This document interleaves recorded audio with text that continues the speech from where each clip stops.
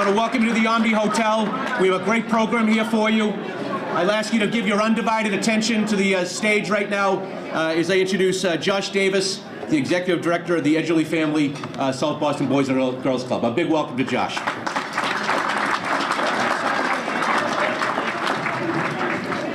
Thank you, and good afternoon, everyone, and welcome to the 47th Annual St. Patrick's Day Luncheon. It's really a pleasure to be here with all of you in this beautiful space as we kick off South Boston's St. Patrick's Day and Evacuation Day festivities.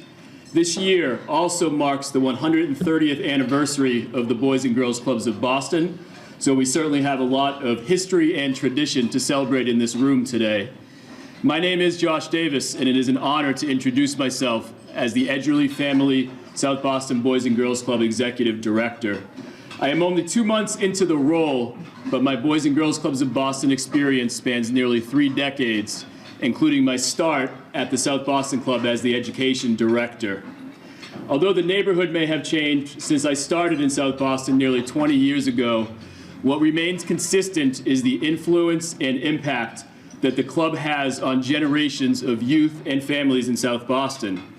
We have a wonderful program here for you today, including remarks from Boys and Girls Clubs of Boston, Nicholas President and CEO Robert Lewis, our elected officials, and after receiving some breaking news this morning, we also have Brielle Jean, our South Boston Club Youth of the Year. But most importantly, we got a notification this morning that Brielle Jean was selected as the Boys and Girls Clubs of Boston Youth of the Year. So how about a great surprise for Brielle?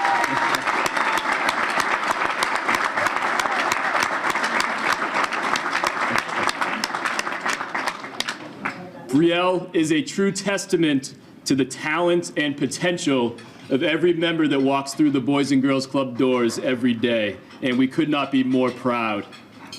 Before I pass the mic to our MC for the afternoon, I would like to say a thank you to our event co-chair, Jerry Verbickus, our local South Boston Club Advisory Board, including co-chairs Tim Rogers and Zach Fletchner.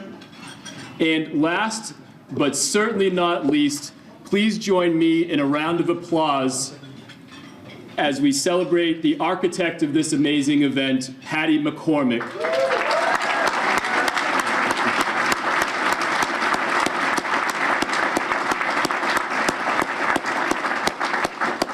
Patty's commitment and dedication to the youth and families of South Boston is truly unmatched.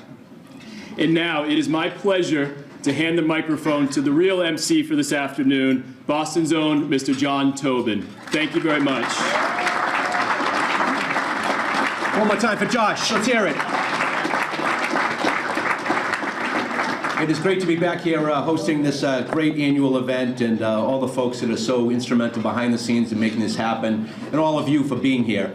This is a wonderful tribute to not just the Boys and Girls Club of South Boston, but to clubs all across the city of Boston, Massachusetts, and to the youth of our community. So these things couldn't happen without you being here and buying tickets and supporting the event, but also with our great sponsors. And let's recognize them. Massport, Lana Capola, Core on the Dot from David Podolek, P&G Gillette, Kara Buckley, the Fallon Company, Joe Fallon, and let's big round of applause for all our sponsors. They're huge in making this happen. So I know he has some special words he wants to deliver, and we're honored to have him back here. Father Joe White, I actually one of the owners of the comedy club across the street, Laugh Boston, and Father Joe White was the very first person to appear on that stage 10 years ago to provide dispensation for all the terrible jokes that we told on it. I think we're going to need a rebriefing on that one, Father. But I always inspired by his words. Father Joe White, you all know him. He has helped change the lives of thousands of people in our city and our state, and we're really honored to have him here. Ladies and gentlemen, Father Joe White.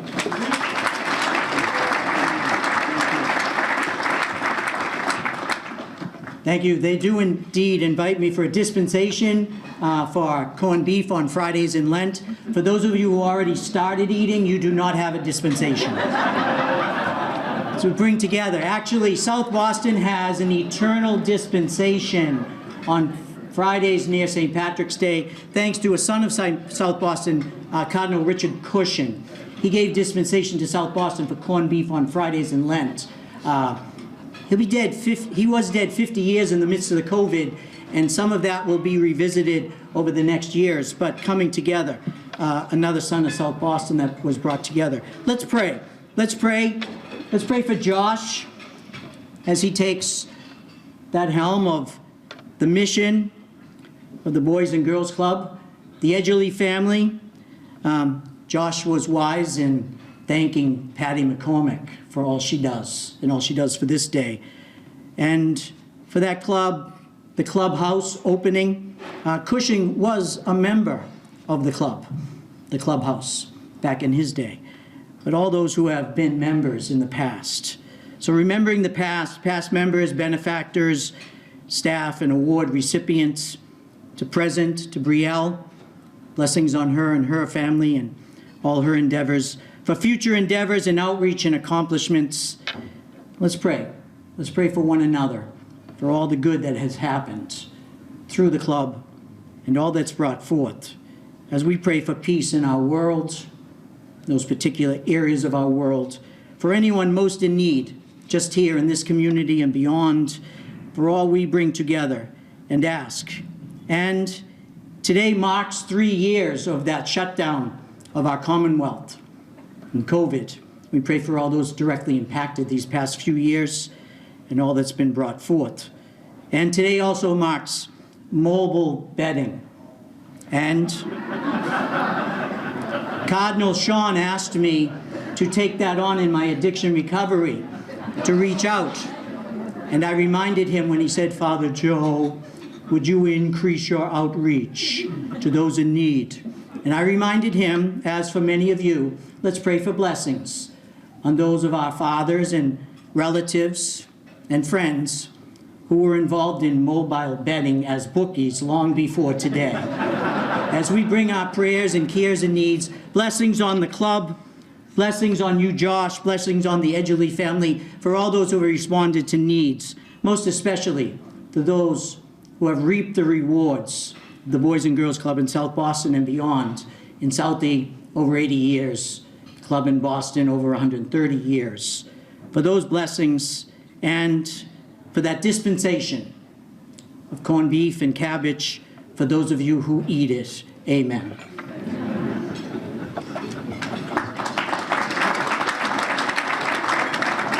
Thank you, Father. That was great and hilarious. I don't know why you need us for the lunch. As you heard Josh mention, we are so honored to have in our midst the 2023 Youth of the Year from the Edgerly Family Boys and Girls Clubs. Her name, you've met her, is Brielle Jean. Brielle is a 17-year-old junior at the Neighborhood House Charter School. Brielle has been a resident of South Boston her whole entire life and lives with her mother Bernie, her brother Raiden, and her dog Zoe. Brielle, and I had the opportunity to chat with her previous to the lunch, is a laid-back and positive person. She's passionate about uplifting other people, being a loyal and supportive friend, and using her platform as a woman of color to advocate for vulnerable people in her club and in her community. In her 11-year club career, she has taken leadership roles in programs such as Keystone, QSA, and Ready to Work. And she is recognized by staff as an excellent teen associate from the junior staff, as well as working with younger club members, being a mentor. Her hobbies also include skateboarding, dancing, and creative writing. In the future, Brielle hopes to pursue a medical career specializing in pediatrics, and currently has her sights set on Northeastern University. I've heard of that place. Ladies and gentlemen, the Club Kid of the Year, Brielle Jean.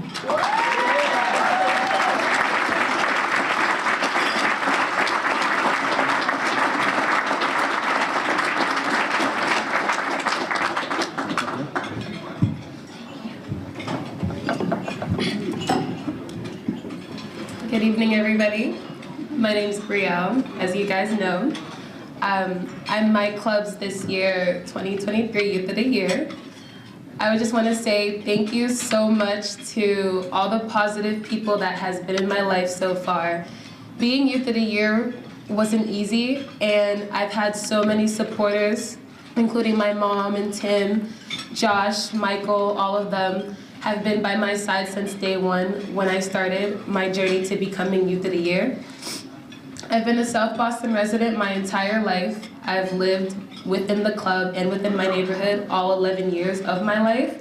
So I know what it's like to be a club kid through and through. I'm also very grateful for my club, giving me the space to be myself and giving others the space to be themselves. Knowing that at the Boys and Girls Club you have somebody in your support corner at all times is the best thing that you need. Sometimes all we need is someone to tell us that we can do it, and it can take you a really long and far way. Some of my accomplishments at my Boys and Girls Club is starting QSA Club and studying to become a future lifeguard for the medical experience. QSA Club is a club for kids 13 to 18 to join, and we basically talk about what makes you you, how we can help you embrace yourself, embrace your inner self, and unlock your true potential.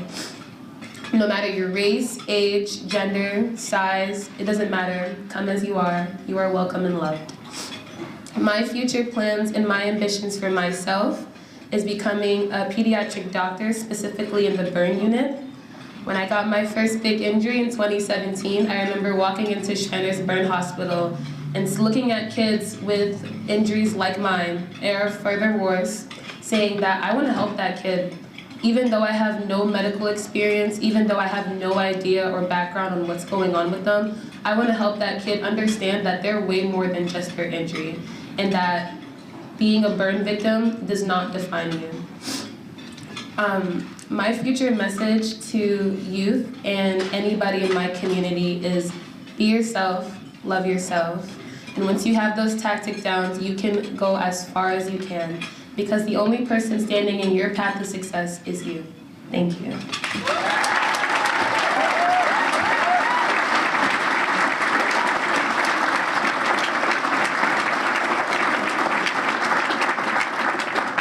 Wow, that was awesome. One more time for Brielle.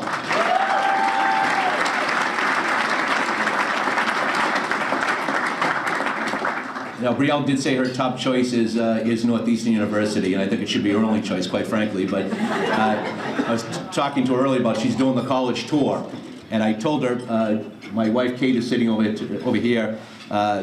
We've been taking our son Matthew on his college tour. He's also a junior in high school, and so he's been at Clemson and other places, obviously to Northeastern, and it's great to have these experiences, these club tours and club where you get to spend time with your family and tour about and see what your future is going to be. My club tour consisted of, I'm the oldest of six, and sitting in the back of my father's station wagon, which was the size of the Queen Elizabeth, and hurtling 80 miles an hour up on the expressway. We used to go to Nantasket Beach at 7 o'clock in the morning. My father would make us leave at 10 before it got too hot or crowded. I thought that was kind of the whole idea. And pointed out to his right-hand side and said, it was UMass Boston. He said, introduce yourself to it. That was my tour. So, but it turned out to be the best thing ever happened, because I love UMass, and a big round of applause to UMass Boston, Matt Fenlon, the whole team over here.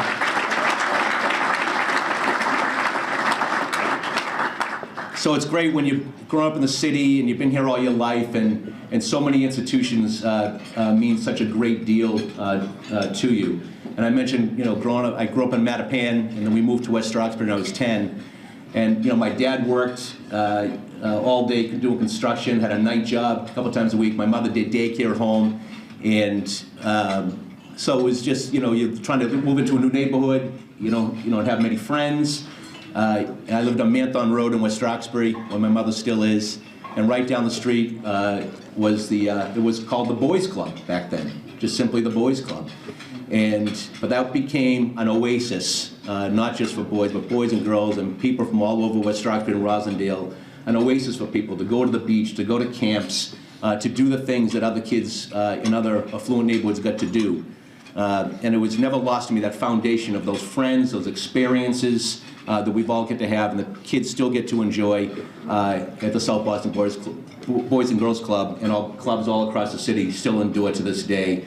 So a big round of applause for all the kids in all of our clubs, and the people who teach them and coach them. So I mentioned, in the city, and you run into people in the city who have even though they may not know it, they have a huge influence on your life, and you watch people. You can watch people. I tell our kids all the time, my boys all the time, you can watch people. You can learn really great things from people, and you can learn how to not do some things from some people. And this gentleman that I'm going to introduce is someone that I've learned a lot from. I've just watched him and just his experience growing up in the city, and the not-for-profits he's led, and the culture that he provides is really something pretty extraordinary. He's a powerhouse in the city, and the Boys and Girls Clubs is really lucky to have the Nicholas president, the CEO of the Boys and Girls Clubs of Boston. Ladies and gentlemen, a big round of applause for my friend Robert Lewis Jr.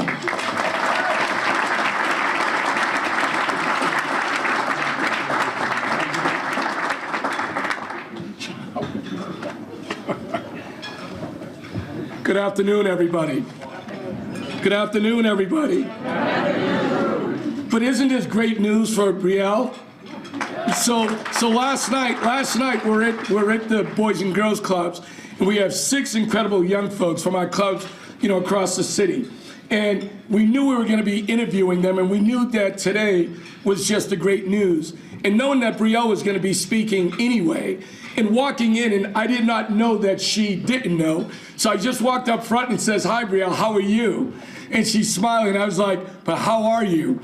And then I'm glad I didn't break the news, because I would have spoiled the whole thing. But just really, Brielle, congratulations, and we're very, very, very proud of you. Before I start, yes. Before I start, I'm just curious, how many folks in the room here are Boys and Girls Clubs alum? If I can just see a show of hands. That's great. How many folks are alum of the South Boston Club? That's great. Thank you so much, because it really talks about the power of the club. I was so excited to want to come up, and I knew I was going to speak, but I also was a little nervous too, because I'm excited to be here representing the Boys and Girls Clubs, but also being here because our South Boston Club has done a great job. But I was also thinking, I'm a kid from Eastie. I'm a kid from East Boston, and back in the day, it was that East Boston Southie little rivalry going on. And all of that happened on the football field and everything, and I was just getting these flashbacks. And then I called one of my friends from East Boston and told him how excited I was to be here tonight, and he just said, "Just make sure no one puts a photo of this in the East Boston Times." So, but really great to be here. But I also stand here, and I hope he doesn't mind, but I stand here and I see City Council President, Ed Flynn, and to think and to really honor and to thank him. Many, many years ago, in his dad's role as the mayor, we have, Mayor Wu here. His father hired me, and hiring me changed my life. And I think of that because your dad, Ed, like you, was a Boys and Girls Club young person. And you think of this, we start thinking about the trajectory that we build with folks from the clubs. Your dad being a club, being a mayor, then your dad hiring me. Now I'm leading the club as a young alum of the Slegians Boys Club, now the Boys and Girls Clubs in East Boston. But you all know the impact the club really makes. I just want to really just thank, so many folks when it goes to Jerry, Tim, and Zach for your leadership, and just thank you. And we all know, listen, we know Patty is a legend, not just in, South Boston, but she is just a legend throughout our clubs, throughout the city of Boston. And I know we did earlier, but I'm going to do it again. Can we just hear it for Patty again for her leadership?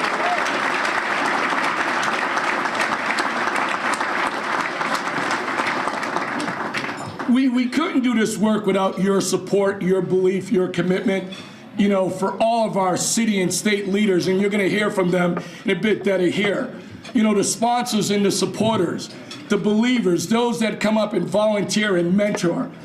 Folks that really believe in this talent base of our young folks, and we all know when we reflect back, when we were all young and we needed somebody and had somebody who believed in us as we're moving forward. I'm about a year in this role. Next week will be 1 year in, and I'll tell you, it has been an incredible journey during this time. Tim, I want to just also recognize and acknowledge your work, your leadership, and everything that you have done and continue to do. So thank you, as well as and really excited about the new director, Josh Davis, as well. But that leadership comes from folks that are on the ground like you, that are celebrating today, raising the resources for us to do this work that we must do. But we're going to continue to move forward across the city at our 8 clubs in Boston and 1 in Chelsea. We're really looking forward to ensuring that our young folks like Brielle are going to have these opportunities to not just, do well during their club time, but we want them participating. We want them graduating. For a lot of you folks that are working at companies or building companies, we want to build your talent pipeline. We want to get our young folks ready for the jobs and the careers that exist, or to be the local elected officials that we have here. I see Danny and Bob and others, great to see you here, but I remember back in the day when even we were young back in the day, and we were looking up to folks and we wanted to be like them. That's what we want to provide for all of our young folks, at the Boys and Girls Clubs of Boston. And we're spending a lot of time doing this work. So please, as I got introduced by my dear friend John, and thank you for that, please let me and let others know what we can do, what we need to be doing, what we should be doing for our young folks. And we want to continue to follow the great model that has happened here in South Boston at the Edgerly Club. Just thank you again for your support. Thank you for all you do. And for all the folks that are alums, be on the lookout. Be on the lookout. We're going to be reaching out soon and really building this whole alumni association, and we're going to need your support and your resources. Last thing, just to let you know, today at Rose Wharf Flying is the 130th anniversary flag. So if you're down there, you'll see it. And on Monday, we'll be doing a celebration with NBC 10 and really promoting the 130 years of the Boys and Girls Clubs. Now we're moving forward with the next 130 years new. Thank you all. Enjoy your lunch. Thank you for your support and all you do on behalf of our young folks at the Boys and Girls Club. Thank you, John.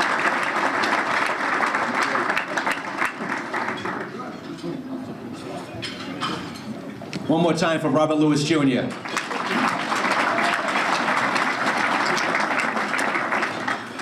I think, Robert, once you get over your shyness, you're going to be an extraordinary speaker. I think there's some classes for that, It is now come time for the portion of the program where we try and cram 60 seconds of legitimate laughs into 1 hour. And I hope you're with us. Now, keep in mind, we're here to have a good time and have a laugh, raise money for the Boys and Girls Clubs, and help our young people. But it's also very important, if the last 3 years have taught us anything, that it's really important to be able to laugh. And not laugh necessarily at somebody or at each other, but laugh with each other.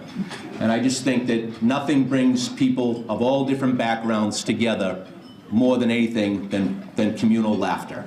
So keep in mind, I am not a professional comedian by any stretch of the imagination, and nobody to my left is. I can assure you of that. So they're all doing the best. They have other vocations, thank God. If they all performed at Laugh Boston, we would have been closed the first week. So just keep in mind, they're all doing their best here. They have important jobs, but they're here to try and have some laughs. So I'm going to call. I'm really honored to introduce our first guest, the Mayor of Boston. The Mayor Wu spoke across the street yesterday at the Municipal Research Bureau. She had a wonderful speech that was really geared towards kids. It's funny that we're here today talking about kids, and I think she looks at things through the eyes of someone who has 2 small children. And she talked about, and I'm paraphrasing here, she talked about how we can't continue to talk about kids' futures if we're not working on their presents. And that's really, really important to keep in mind. And so I was concerned. I actually, this morning, you probably saw the breaking news, all 4 lines of the MBTA announced that they were operating at 15 to 25 miles per hour. But then I was relieved because I know that's 9 miles above what they usually do on the average. So, and I know the mayor has a penchant for public transportation, so I feel when I saw this news, I said, oh, she probably won't be here till Thursday. So, ladies and gentlemen, a big round of applause for our mayor, Mayor Michelle Wu.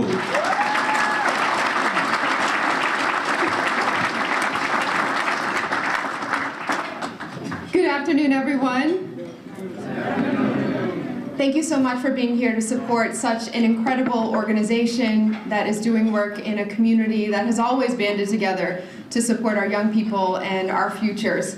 I am really excited to be joined by so many colleagues here, this incredible illustrious head table from Father Joe all the way down to my colleagues in elected office and those who are making a difference in the lives of kids every day. I don't know if there's already been a shout out to all the electeds, but I'll name a couple that were on my list as friends to look out for today. I know that State Representative Rob Consalvo, Bill Driscoll, Chris Worrell were slated to be here. They're all here at this table. They're joined by their colleagues also, Rep. Dan Cahill, Dan Hunt, Danny Ryan. You know, Massachusetts voters have two types, women and men named Daniel. Lisa Whelan from Massport is here. Thank you for all that you do to keep Massachusetts moving. We do have a job opening at the MBTA as well, so we could use some of your expertise and advice.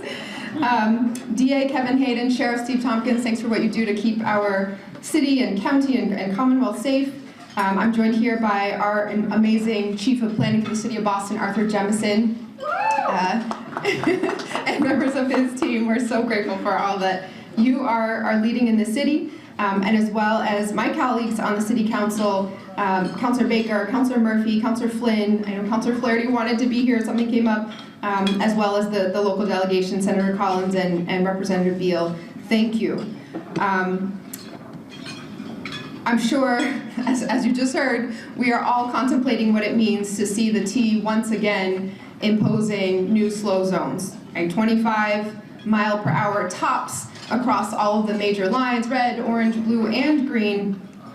And, you know, it makes sense that we need to focus on safety first, and this is just 25 miles an hour, blinding speeds at which compared to what the T was previously traveling. And that means that technically now there are no more slow zones because everywhere this is just the new normal speed zone.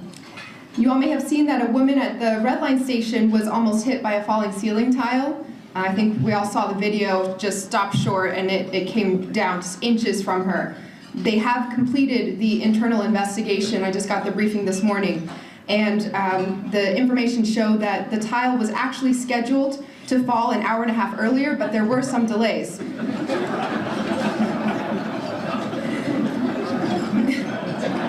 Okay, we're warming up here. I'm gonna keep going. We have all heard also that former Governor Baker has taken up a new job as president of the NCAA.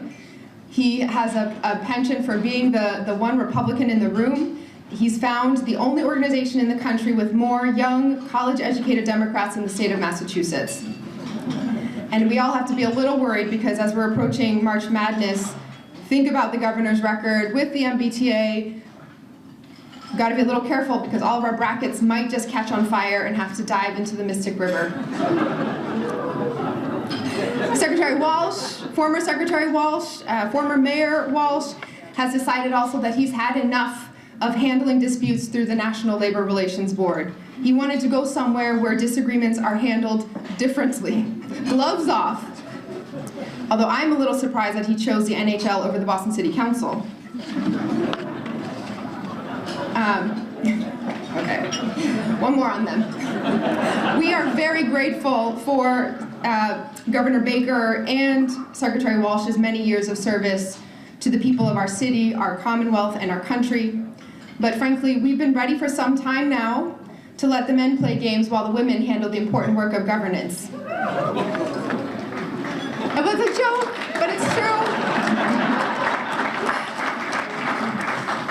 In very exciting news for our agenda at City Hall, I'm so thankful to the City Council for passing our proposal for rent stabilization through with a wide margin. It makes me feel better that we made the right decision, and internally we had agonized over what side do we choose? Do we try to make it more affordable to live in Boston or less? Do we want residents' rent to be lower or higher? It was complicated, and we were considering for a while the proposal put forward by the other side, a rent destabilization bill. that would have implemented a minimum annual rent increase of 10%, all apartments painted with lead paint and insulated with asbestos. Okay, I'm being a little bit unfair to the critics of our proposal, and their logic was that the only way to lower rent was to raise it somehow, which makes a lot of sense when you remember that their response to the fear of losing money in the industry was to spend it on a nearly $500,000 ad campaign against this. If you didn't know, the Greater Boston Real Estate Board put out $400,000 handing out flyers, in their words, to educate tenants about the downsides of rent control. It's like ExxonMobil warning you against the dangers of walking instead of fossil fuels. You know, some folks who claim to speak for the real estate industry will tell you that they are fully against every aspect of our proposal, but in politics, in this room, we all know that you have to pay less attention to what people are saying and more to what they do, right? Actions, not words. They are spending their own money on a mail and texting campaign about this, and for people who are supposedly so anti-rent control, they're giving me a lot of space in their heads rent-free, rent stabilized. Okay, all right, I'll keep going quickly. Okay, this is slightly different, still on tenants and landlords. The other day, I was talking to a resident who said that her landlord approached her incredibly upset and said, "We need to talk about how high your heating bill is every month." And she said to him, "Sure, my door's always open." I try to keep my kids away. As you heard, I'm a mom. I try to keep them just insulated and far away from the politics as possible, but it has been spilling over more and more at home. And just yesterday, I asked them to take out the trash, and they said they were instead going to be submitting a proposal to cap chore increases by CPI plus 6%. This winter has been the 5th warmest on record, and we know in the big scheme of things it's quite concerning about climate, but we have had a lot to deal with instead. You know, it has been a little, you know, flurries here and there into March instead. It's kind of stretching out. The weather patterns are different. But I am confident that spring is just around the corner. The groundhog saw its shadow. There are telltale signs that plants are starting to come out. New Englanders are starting to wear shorts again to demonstrate how uncold we all are. And a few North End restaurant owners are filing their annual lawsuits against the city. I am so, okay. All right, I'm going to do some work before the breakfast, Nick. It's okay, I'll work on it. Thank you so much for this annual tradition. It gives us a way to warm up and cross some things off of our big joke list, apparently. I'm so looking forward to the breakfast, to the parade, and celebrating this incredible season back in person with all of you. Most of all, we are so excited to honor Brielle and just to celebrate the example, the role model that you are for so many. 11 years at the club, all the leadership that you've shown. I'm going to add my citation from the City of Boston to a huge pile that you are getting from all of us, but thank you for what you do, thank you for what you represent, and we are cheering you on until you'll be up here telling the jokes one day.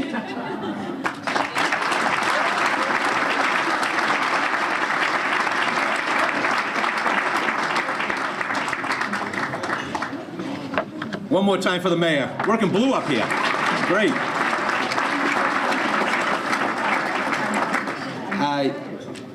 Before I get to our next guest, this gentleman goes in for a job interview, and he says to the interviewer says to him, he says, "Can you name your greatest weakness?" And the guy said, "Well, I think my greatest weakness is my honesty." And the interviewer says, "Well, I don't really think that honesty is a weakness." And the guy said, "I don't give a crap what you think." Put us easing our way in, folks. Here we go. Older couple, been married for 40 years. They just fight and fight and fight. They finally agreed to go see a therapist. And so they're sitting there on the couch with the therapist, and they're just bickering back and forth, going back and forth and arguing. And so the therapist can't take it anymore. So he stands up, and he grabs the wife, and he kisses her passionately on the lips. And he says to the husband, "See, that's what your wife needs. Twice a week, passion. That's what she needs." And the guy takes out his phone, looks at his calendar, he says, "Well, doctor, I can have her here on Wednesdays and Fridays." All right, so that's a little appetizer there before we go right into the whole program. It is really my pleasure to introduce our next speaker. This guy I've known for a long time, state representative, state senator, probably has the toughest job, political job in the state in running the St. Patrick's Day breakfast, which has a long tradition. I see Jack Hart. How about Senator Hart is here with his wife Michelle. Great. Jack, now listen, we grew up, I mean, when you grew up, that thing used to be on the radio. And then it was on, you had to de-scramble cable to get it on Preview and Starcase back in the day, in the 80s, right? And then we'd get on TV, but I used to watch that thing like it was a Super Bowl. I didn't miss a second of that. And just the legends that would host that, and the people and the characters, and everybody just having a good time, everybody in on the joke. And so when I finally made it to the city council after 2 years, Senator Hart, Jack called me and said, he said, I may have a chance for you to be up there and tell a joke. And I could not believe it. I spent a week just agonizing what I was going to tell. And then we had a city council who's no longer there anymore, completely dive-bombed into the crowd. And Jack comes up to me and he says, "You're on next." It was Mara Hennigan, and it was brutal. And she got the last laugh. She beat me twice. Okay, so what am I going to do? So I said, thanks for the nice lead-in, but it was such an honor to go tell that one joke and to be up there, and Jack gave me that chance. And so thank you very much, Jack, for that. It's a great memory I have, and to be part of an unbelievable institution. So I know Jack, when he got elected senator, he said he almost wanted the results overturned because that meant he had to host the breakfast. And the extraordinary work that goes into it, the fundraising, it's a TV production. It's a live television show to coordinate that. Conan O'Brien and Jimmy Fallon do that, but elected officials, that's a monumental task. And Nick does it so well. He's kept that tradition revived. Despite the naysayers, he's kept it going, him and his staff, and it's extraordinary. Ladies and gentlemen, our state senator, Nick Collins.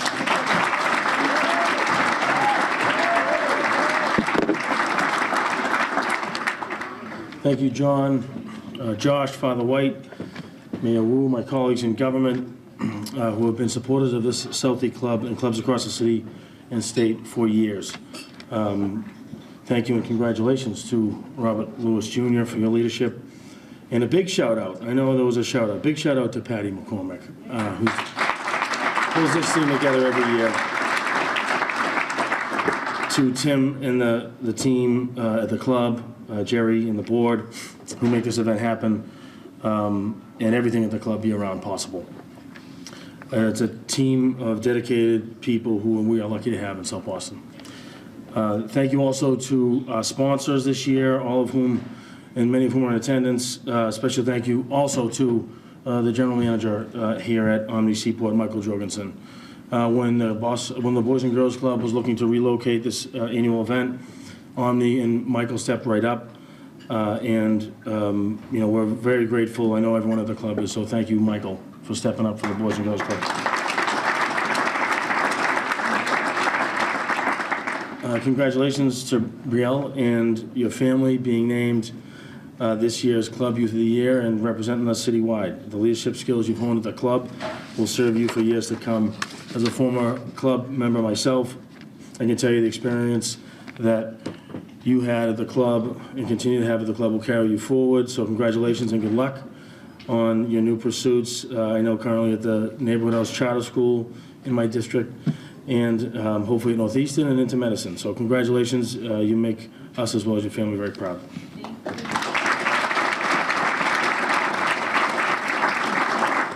And thank you to John Tobin, who takes on this task to be the host. When he was the host across the street at his place, Laugh Boston, was very generous and has always been a great friend to us here in South Boston. So John, thank you for your support and your work here on behalf of the club.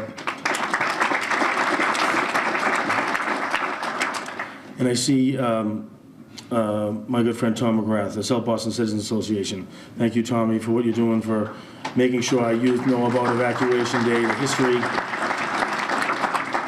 that we celebrate here.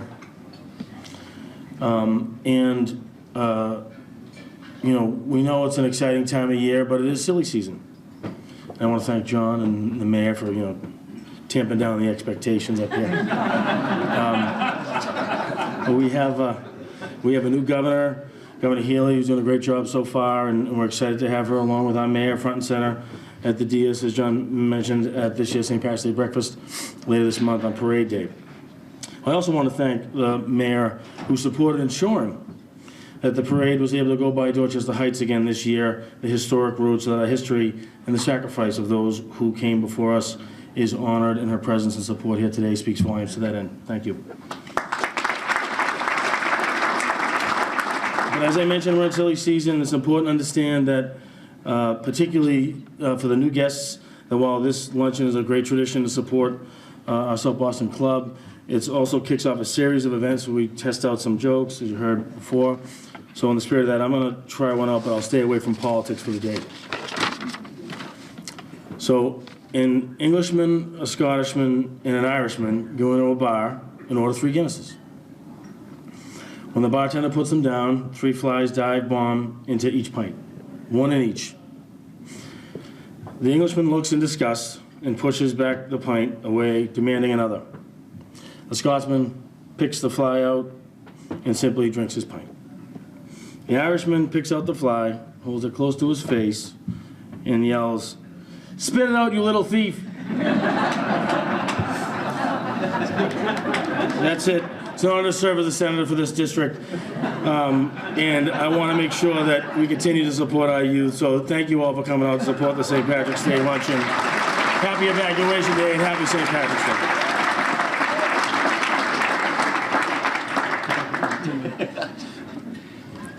That's great, Nick. Just leave them on a laugh and pull the chute, and leave the rest to us. We got it. Before I get to our next speaker, I did mention my wife Kate is over here with my father-in-law Skippy Plunkett and my brother-in-law JP, and their guests over there. And my father-in-law is a big club kid. A big round of applause for them.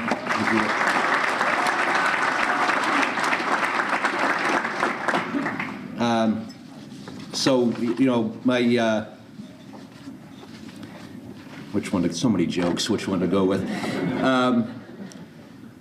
Guy goes to his doctor and he says, "Doctor, I've thought long and hard, and I've decided I want to be castrated."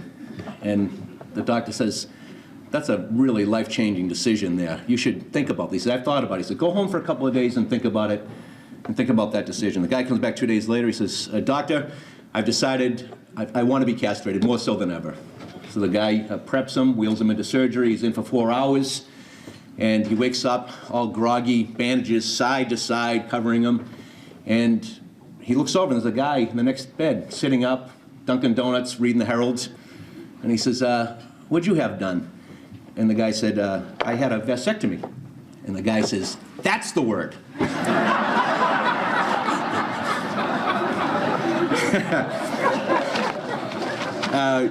We're using our way in here. So I want to introduce our next speaker. And someone mentioned Michael Flaherty is supposed to be up next. Michael Flaherty has never missed this luncheon, and he had a little episode. He's all right. He's fine. He just can't make it today. And he sends his regrets, but it is the first time he's ever missed it. And you know Michael, he's Mr. South Boston and all about this place and all about the club. So he does send his regrets. So it's my great honor to introduce someone who's become a friend. He's been, a student of government and in his neighborhood in South Boston, working for Nick in the State House and rising up. He's now a third-term state representative. Ladies and gentlemen, a big round of applause for Representative David Beal.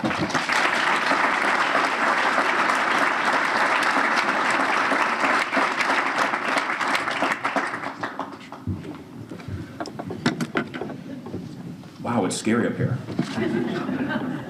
Okay, that wasn't too bad. But on a serious note, it's really an honor to be with you all here today. We've heard a lot today about the importance of tradition and our community. And 47 years of this event happening here in South Boston. It wouldn't happen without tremendous work of a lot of individuals who've already been named. But as a former club advisory member, I do want to thank Patty McCormick and Jerry Verbickus for what they do for this event every year. Thank you very much. And also Tim and Zach for being advisory board co-chairs and being involved, whether it's this, the Boys and Girls Club Golf Tournament. Thank you for all that you do each and every day for our youth. Thank you. And as I look around the room, there's history everywhere. Senator Hart, who's a institution in politics, in events like this. I see neighbors from across South Boston. I just want to thank everybody for being part of our community, part of our tradition. You're the reason these events happen every year and how the Boys and Girls Club is able to do the great work in South Boston. So thank you for being here, and thank you for being a part of our community.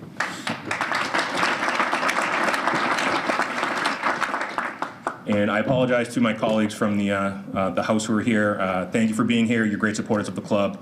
I apologize for the jokes that are about to come out of my mouth. But as we all know, living in Boston, there's a lot going on. It's incredibly hard to find a parking spot. And just the other day, an Irishman was experiencing the same struggles. And he took a moment and he said, "Lord, I can't stand this. If you open up a space for me, I swear I'll give up Guinness and go to Mass every Sunday." Suddenly, the clouds parted and the sun shone down on an empty parking spot. And without hesitation, the Irishman replied, "Never mind, I found one."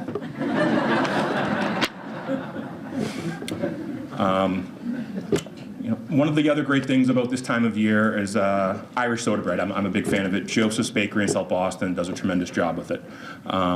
Just the other day, an Englishman and an Irishman went into Joseph's. The Englishman stole 3 buns and put them into his pocket and walked out. He bragged to the Irishman and said, "Did you just see that display of skill? The owner didn't even see me." The Irishman replied, "That's just simple thievery. I'll show you how to do it the honest way with the exact same results." The Irishman walked in, proceeded to call out the owner of the bakery, and asked him to come over. He wanted to show him a magic trick. The owner was intrigued, so he walked over and obliged. The Irishman asked him for a bun and proceeded to eat it. He asked 2 more times, eating 2 more buns. At the end of all this, the owner walked over and said, "Okay, well, what gives? Where's the magic trick?" The Irishman pointed to the Englishman and said, "Look in my friend's pockets. You'll find everything you need there."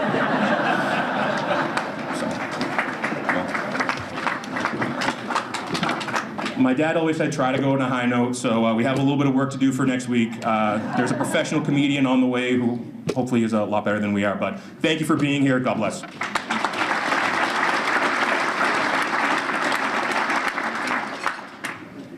One more time for Rep. Beal. I do want to mention there's QR codes on your tables.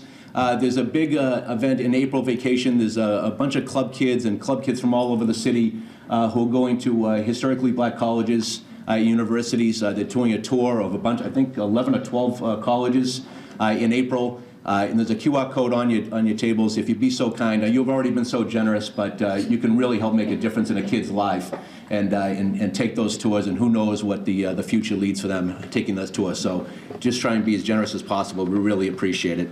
I mentioned my wife, Kate. I do have to confess.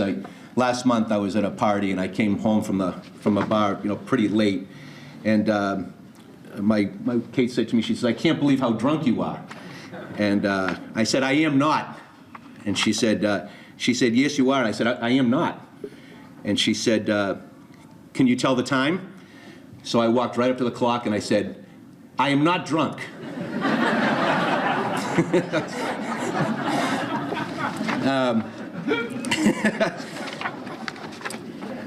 Guy suspects his wife is having an affair on him during the day, so he decides to surprise her at home in the afternoon.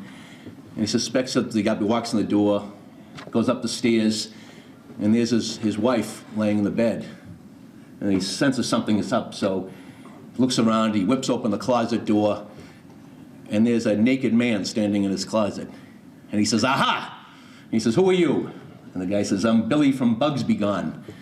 And he says, "What are you doing in my closet?" He said, "I'm here to investigate a moth infestation." And he said, "Well, why are you naked?" And the guy looks down and he says, "Those bastards!" All right.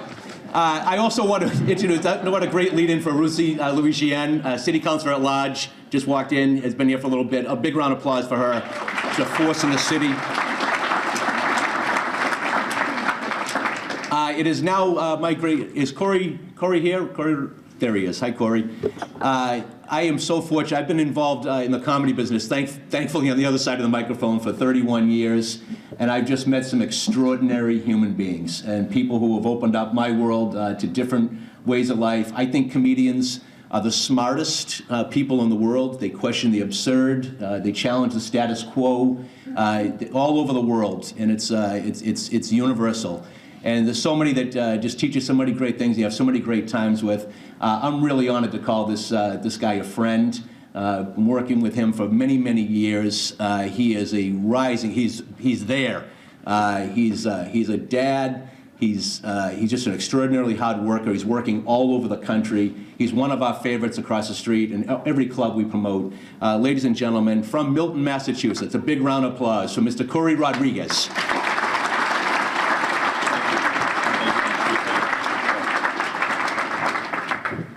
Beautiful, beautiful, beautiful. What people don't know, sitting in the back and just looking at everybody, it's so crazy because when you watch TV, they never see how much diversity is actually here in Boston. And I've never seen so many different shades of white in one room.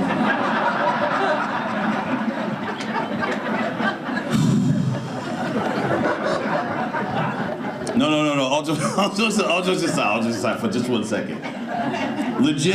Legit, for this being, like, on TV never makes it look like this. It's just everybody's white in Boston, everywhere we go, right? But it is, there is. We're peppered in here, all around here. We're talking about South Boston's, if people only knew that Southie had black members in the Boys and Girls Club. They don't talk about this on TV. This is stuff you don't see. Everything is just whitey bulgers running, killing each other, and it's just black guys like, where's the drugs? And white people like, yeah, bury him over there, whatever, where's the broads, and all this stuff. This is nice. It's beautiful. So sick of, people don't even think, people always like, this is what I used to say to people all the time. They'd be like, how come you don't talk like pack the cab? How come you don't talk like that? How come you're not like pack the cab and have the cab? Why don't you? I'll be sitting in some hot tub somewhere. What's up, Boston? Pack the cab and have it. Say it. I'm like, I don't talk like that. They're like, why? I said, because I'm black. That's why I don't talk like that. But then I come here today and I'm listening to Robert Lewis and I'm like, all right, well, we talk like that too. We do talk like that. You and Jermaine Wiggins, these are the only ones. You and Wiggy, I'm telling you.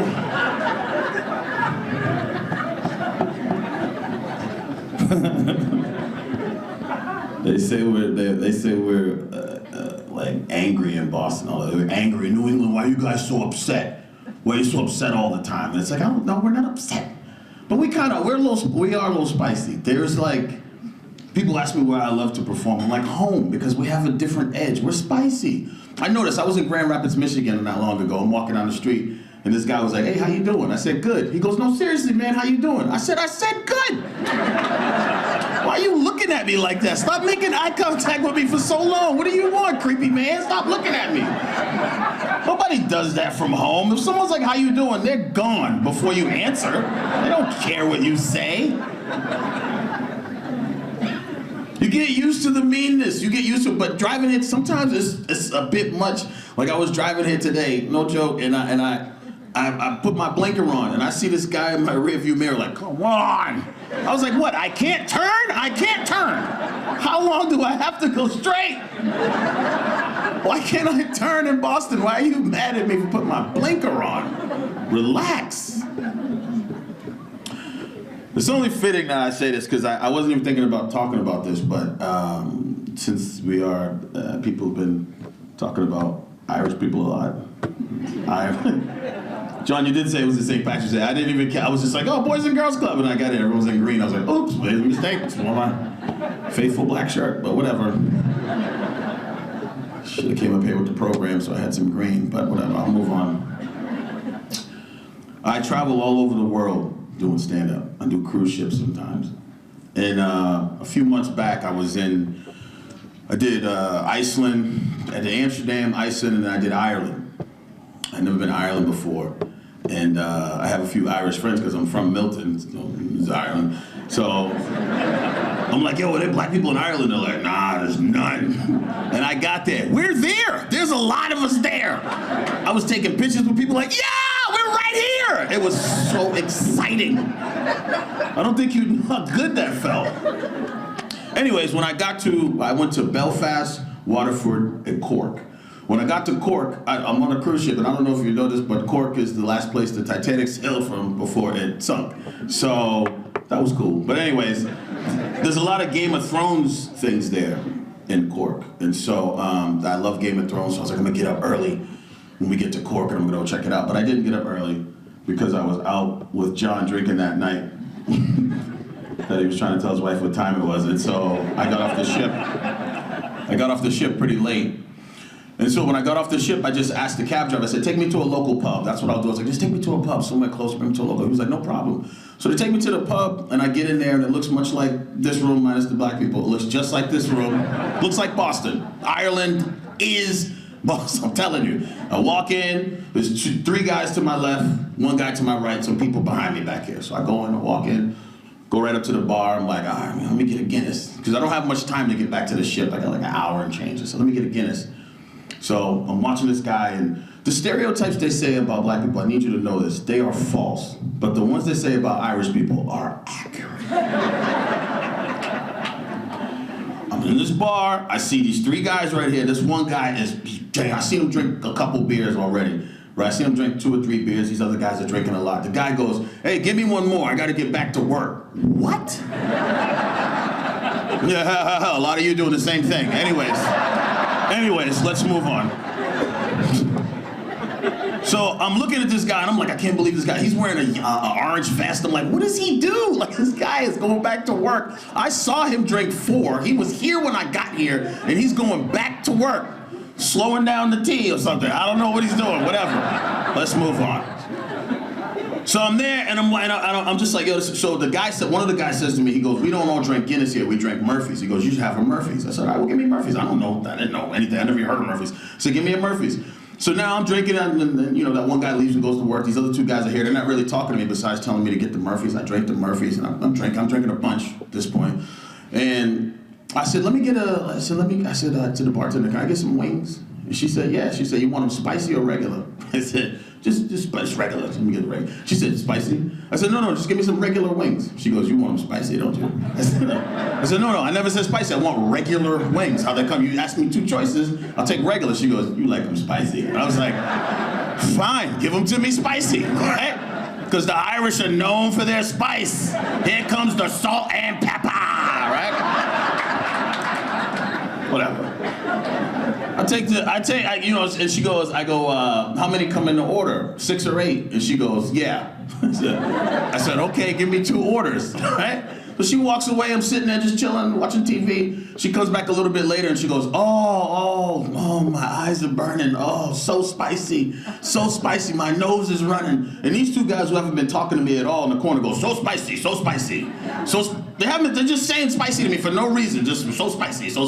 She goes, my eyes are running, my nose is running. And I'm thinking she's coming with some hot Caribbean spice. It's like, you know Frank's Red Hot. Right? She comes with these wings are floating in Frank's. It just looks like tomato soup. Just fill a bowl filled with Frank's and his wings floating. She goes, you're a big man. You know that? You're a big man. You're a big man. And these guys go, big man. And I was like, why are you calling me a big man? This lady put down 36 wings in front of me. I go, what is this? She said, you said 2 orders. I said, of 6 or 8. What is this? So I'm sitting there, I swear, I put all this stuff online. I'm not lying about any of this, right? I'm sitting there and I'm like, this is crazy. So I'm taking the wings out and I'm wiping them on the side of the bowl to get the sauce off because it's gross. Eating the wings. I take a break after like 8 of them. And these guys are like, oh, look at him, he's quitting, he's tapping out. And she goes, they're too spicy for you, huh? They're too spicy, aren't they? They're too spicy. And they weren't. I like Frank's is nothing. I'm like, no, they're not spicy. She goes, yes, they are. Yes, they are. And you know when someone keeps needling you, I was like, yes, they're killing me. They're so spicy. Keep wiping them off. I'm eating them for a while. The cook at one point comes out of the kitchen and he just looked at me and walked back in the kitchen. That's how I felt. See the bewilderment on your face? I'm like, why is nothing? He didn't smile at me, nothing. He just looked at me and walked away. And I was like, what's wrong with these wings? Eat the wings, keep eating them. I ate probably like, I don't know, 29, 30. I wasn't counting, I ate 29 wings though. And you know when you get full, you don't care anymore. You're like, I don't care. Like, I don't care what anybody thinks about, I'm full. You know, because she was putting pressure on me, like, you can't finish. And like the pressure I was feeling was like I had to eat wings because I felt like she was thinking in her mind like black people love spicy wings. I was like, I have to eat all the wings for every black person in the United States. Like I have to represent them and eat these wings. This is what I was thinking. This is a feeling most of you will never feel, but that's what I felt sitting in this Irish pub in Cork. So anyways, whatever. So I don't care what she thinks anymore. I'm done. I got like 10 minutes to get back to the cruise ship. I'm about 2 miles away. I'm 7 Murphys deep, 1 Guinness. And I'm like, hey, can you just call a taxi for me? I gotta get back to the ship. And she goes, no. I said, what? She goes, no, you're too close, they won't come here. I said, what? I said, no, I gotta get back on the cruise ship. I'm a cruiser, I gotta get back on the ship. I'm one of the entertainers on the ship. She goes, yeah, but the taxi's not gonna come here. What do you mean I gotta come here? I don't know if any of you cruised before, but they never say no to a cruise. Anyways, I'm like, what do you mean they're not gonna come here? She goes, no, you're too close. And then this guy who hasn't said anything to me the whole time goes, yeah, they're not gonna get you, this is close, you're close. And I wanted to be like, you should shut the hell up. But I didn't. I just said, thank you. I was like, thank you. And then I'm sitting there and I'm like, all right, well just give me my check, I'll run.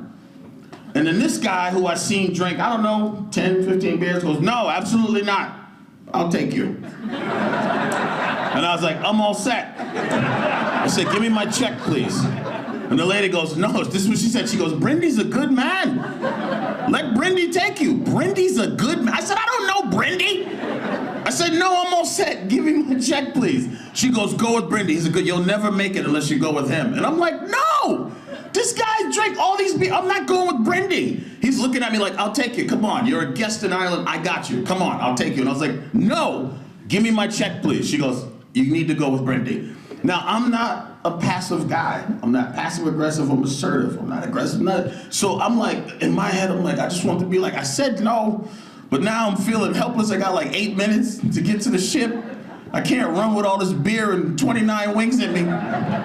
So I'm like, all right, man, I'll go with Brindy. Brindy goes, give me one more. What?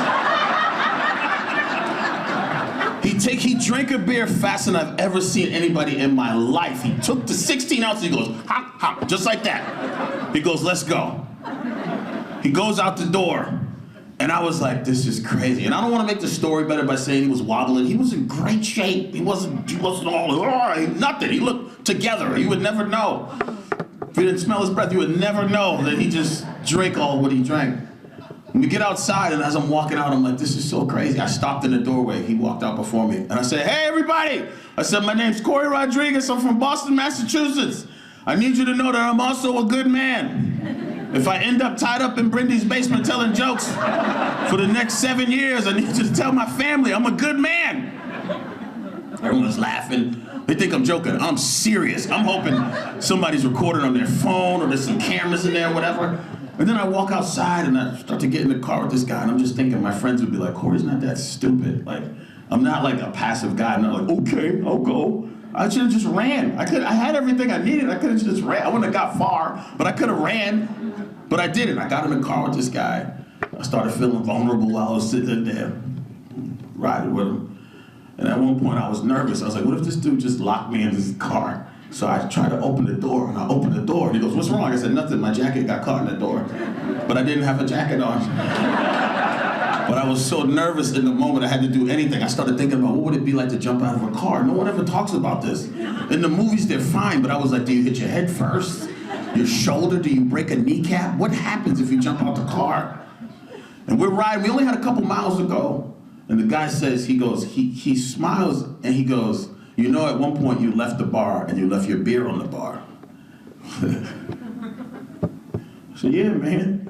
And I was a little nervous, but I didn't want to show that I was nervous. So I was squeezing my leg on the side that he couldn't see. I was just pinching my leg like, oh, it's about to go down. This was like around the Jeffrey Dahmer stuff. I was like, he wants some black, you know what I'm saying? Trying to get me. I was like, oh, no! This is what I was feeling. I was nervous. And then he starts laughing and he goes, nah, man. He goes, you're not the only funny one around here. And I was like, ah. Kept driving. We get to the port. Get out of the car. Got out. And he says, you're always welcome here in Ireland. If your ship comes back here again, make sure you come back to the bar. I'm always there. I'll give you a ride anytime. You're always welcome here in Ireland. I got out the car. I still was like, what's gonna happen to me? Nothing happened. I got out. I shut the door. I felt so good. I felt like a guy. I was so happy that I made it, and that I was scared for real. Like I was so happy that I made it safely, that I got out. And you know when you're a man and you like a woman and she's leaving and she's driving, you just like rub the side of the car. I was holding his window a little bit. I was like, oh man, he's such a good man. Randy is a good man. He left. And you know what it made me realize? That the Irish people in Ireland are way nicer than the ones in Boston.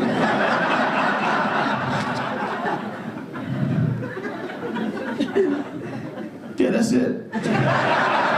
Thank you guys. Thanks, Sean.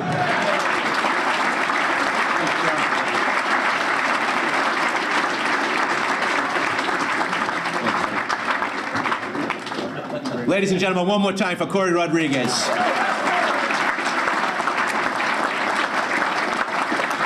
It's one of the best there is. Go see him in the nightclubs.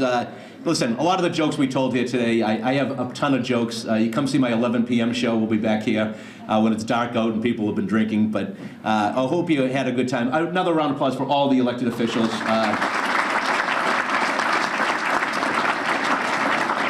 And for all of you, and Father Joe White informed me, Monsignor Conton's a legend at St. Peter's Lithuanian Church, passed away, and his memorial will be tomorrow. His funeral will be tomorrow. So for those of you who knew Monsignor and what a legend he was here in South Boston. Ladies and gentlemen, that concludes our breakfast. Our lunch. I want to thank everybody for your generosity. Brielle, amazing stuff. That was one of the best speeches I've heard from a Club Youth of the Year ever. Right off the top of your head, that was amazing.